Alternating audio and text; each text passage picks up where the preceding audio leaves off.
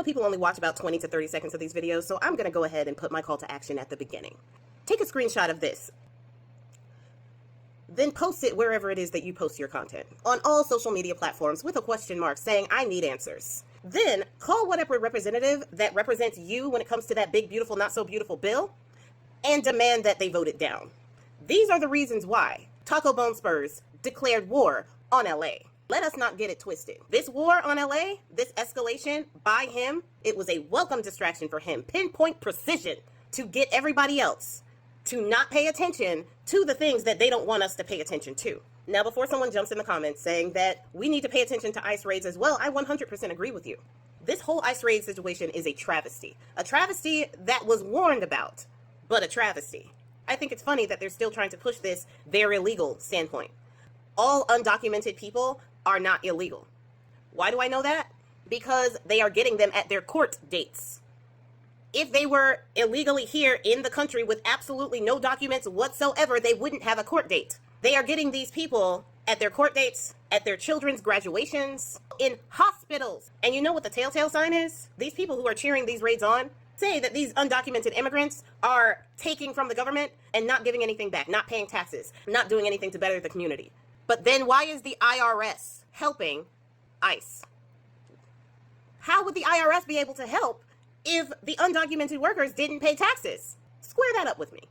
But you know, this might be just the chickens coming home to roost. 42% of Latinos voted for Trump in this past election. That was a record-breaking number for him, up from the 38% that voted for him in 2020, which was up from the 28% that had voted for him in 2016. The more cruel he got, the more Latinos voted for him. 2016, he did the separation policy, separating children from their parents. Some of those children were unalived in those concentration camps that they put them in. And other children were taken to different states, and their parents never saw them again. That was Trump to the Latino community last time. And y'all said in 2020, y'all wanted more of that. And then you said in 2024, almost half of us want even more. You can say your excuses all you want.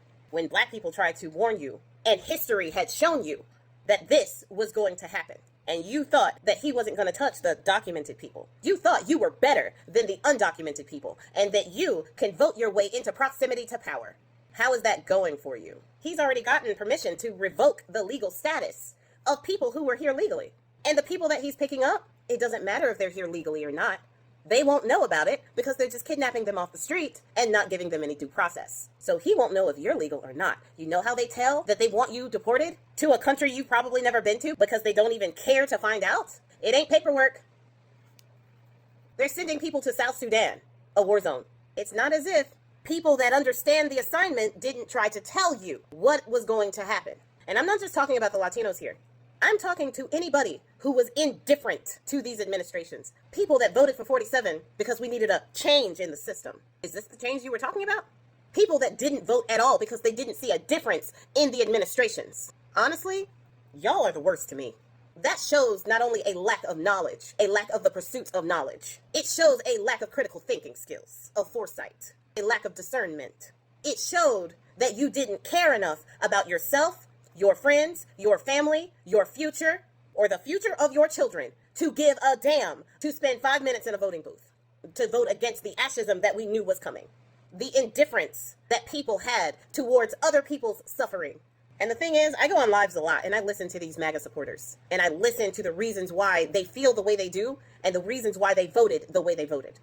Every single one of them are grossly misinformed. Not one can pull up a credible source. In order to deal with the problem in this country that caused people to vote for or be completely indifferent to that Cheeto being in office, we're going to have to take a deep look within ourselves. An honest look. If you voted for this or didn't vote, I know you're doubling down on your decision because you don't want to admit that you were wrong, but you're wrong. And before people come in the comments saying that the election was this and they admitted this and there's a lawsuit here, I don't disagree.